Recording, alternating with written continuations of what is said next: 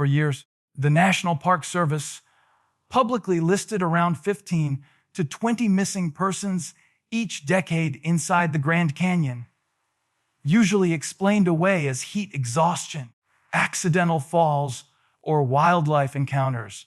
But internal documents obtained through quiet Freedom of Information requests tell a dramatically different story. Since the mid-1990s, the number of people never recovered has climbed almost every single year. Not injured, not lost for a few hours, completely gone. The official records only list surface cases. The real logs, the ones rangers don't like talking about, mention disappearances in places that aren't even tourist paths anymore. Most chillingly, many of the missing weren't reckless hikers or solo explorers. They were families, couples, and experienced guides who knew the trails like the back of their hands. Their camping gear was often found untouched, food still sealed, water bottles still full. In several cases, rangers reported tents zipped from the inside, with no signs of forced entry or desert animal activity.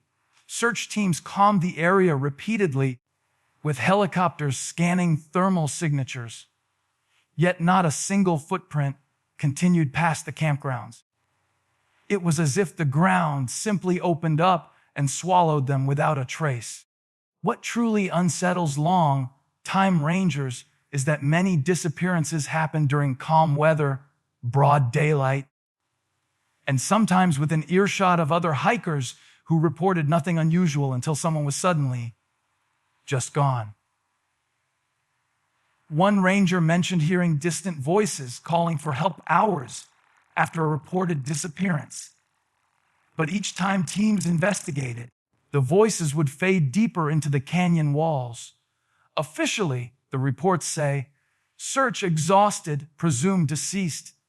Unofficially, the internal notes repeat the same phrase over and over again: location unexplained, body not recovered. What most visitors don't realize is that Havasupai Lookout used to be one of the crown jewel observation points of the entire Grand Canyon, an area advertised for decades in travel guides and national tourism pamphlets.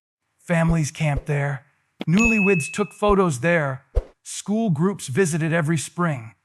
But somewhere around late 2019, the location suddenly disappeared from maps, both digital and printed.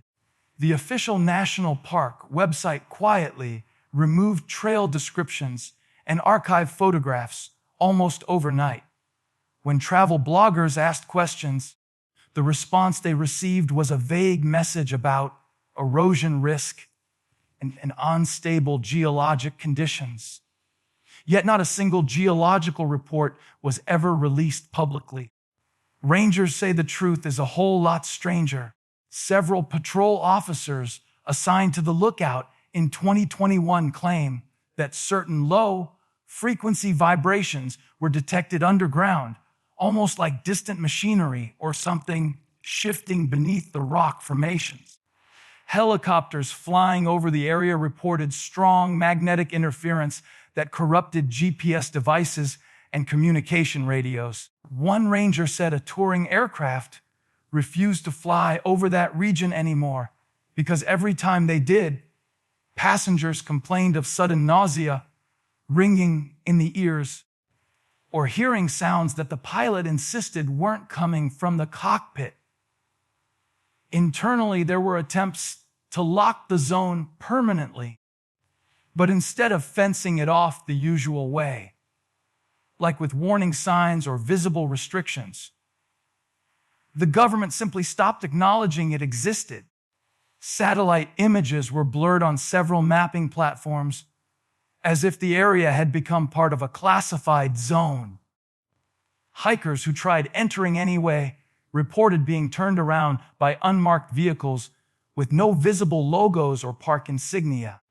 Locals living near the reservation borders say they occasionally hear heavy equipment moving late at night, hauling something into the canyon or possibly out of it. More than one ranger has claimed to hear things after dark that, according to park protocol, shouldn't exist inside the canyon at all. One former night shift ranger said it always began the same way, a faint echo drifting upward from the lowest parts of the gorge, like someone calling out directions in a tunnel far below ground. It didn't sound like wildlife or wind bouncing between canyon walls. It sounded like words, fragmented English, as if multiple voices were overlapping inside a cavern nobody knew was there. He said the strangest part wasn't the sound itself. It was that the canyon felt completely still each time. Not a breeze, not an insect, nothing moving except those slow, echoing whispers. Some rangers believed it was radio interference from hikers using walkie-talkies until several of them switched channels and shut their radios off entirely. And the voices kept going. A few officers described what sounded like conversations, almost casual, but impossible to decipher. The voices stayed steady for minutes at a time, then abruptly stopped like someone had put a hand over a speaker. One ranger tried calling out once, just to check if maybe someone was stranded. The moment he said, "Hello," every sound in the canyon cut off instantly, like the night itself was listening back. He never tried again. There were also nights when patrol teams reported hearing what sounded like a woman asking for help, repeating the same sentence in the exact same tone over and over again. It wasn't panicked. It was steady, almost rehearsed. But whenever thermal drones were deployed to investigate, the feed would glitch the moment it reached the lookout zone. Rangers eventually stopped logging the incidents entirely because supervisors instructed them to categorize anything unexplained as acoustic distortion caused by canyon acoustics.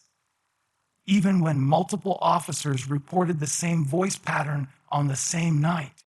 Rangers say everyone knows the official line is bogus, but no one wants to be the one who files a report that forces the government to acknowledge what's really echoing down there.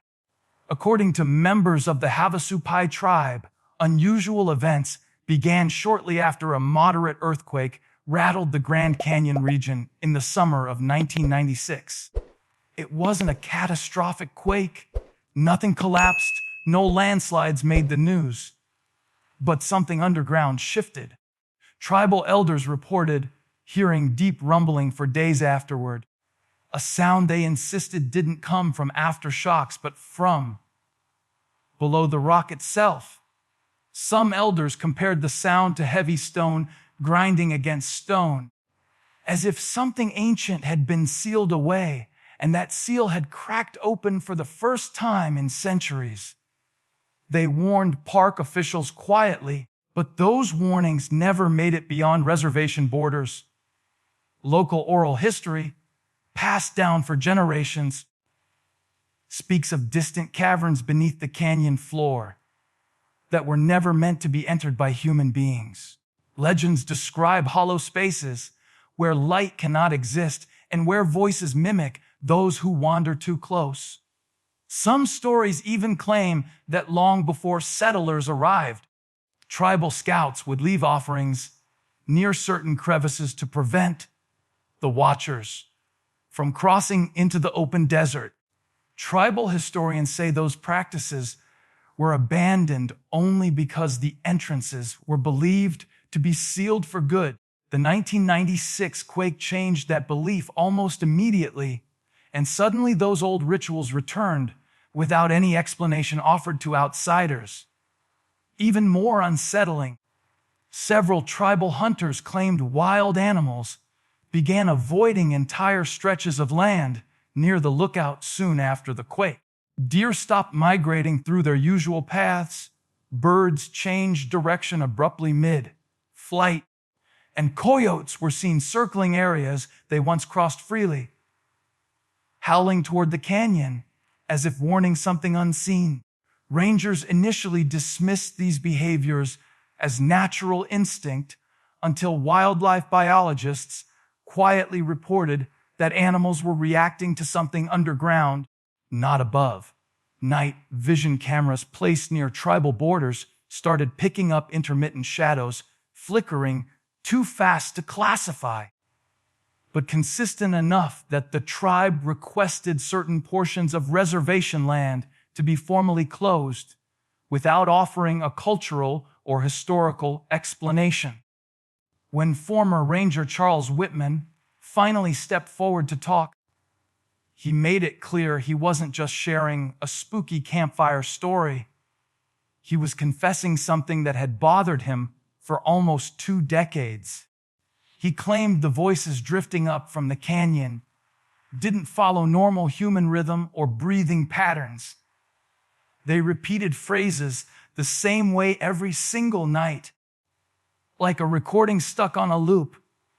Sometimes the same sentence came with different tones, as if something was trying to learn how humans sounded and was testing multiple versions. Whitman said the moment you realized those weren't natural variations, that's when fear kicked in. The idea that whatever was down there was practicing. Whitman recalled one night during his final year on patrol when he heard someone calling his name, his actual name, from deep within a narrow ravine that wasn't marked on any visitor map. He froze, not because someone knew who he was, but because the voice didn't sound like one voice. It was layered, overlapping, like multiple throats saying the same word in slightly different timing. He described it as if the canyon was borrowing his name and giving it back in pieces. He turned on his searchlight, but the beam flickered and pulsed like something underwater, and he said he felt an overwhelming pressure behind his ears, like static building up from all directions. Other retired rangers have privately backed up Whitman's claims, saying they too heard familiar voices calling out during patrol, sometimes sounding like a family member, sometimes like another ranger who wasn't on shift that night. One ranger swore he heard a little kid giggling very close behind him after midnight, but when he spun around, there wasn't even wind moving. Several rangers reported having sudden nosebleeds right after those encounters, and a few developed tinnitus that never fully went away. None of these symptoms appear in official injury reports, but Whitman insists that's intentional. He believes responding to those voices is exactly what whatever's beneath the canyon wants. And every missing hiker who called out for help might have been answering something, pretending to sound human. So maybe the Grand Canyon didn't suddenly become dangerous. Maybe it finally stopped hiding what it always was. People say nature is unpredictable, but this doesn't feel like nature. Something down there listens. Something waits. And maybe it's been waiting longer than anybody alive can possibly understand. The national park still denies anything unusual. The missing cases are still written off as accidents, and tourists still take cheerful photos from a safe distance, never realizing that just a few miles beyond those fences, the ground drops into darkness that hasn't seen human eyes in centuries. And honestly, maybe that's a good thing, because if even half of what the rangers whispered is true, if those voices really aren't human, then the Grand Canyon isn't closing for safety. It's closing because something beneath it might finally be opening. If you liked this video, don't forget to hit that like button, share it with your friends, and drop your thoughts in the comments below. Most importantly, subscribe and hit the bell icon so the next secret finds you first.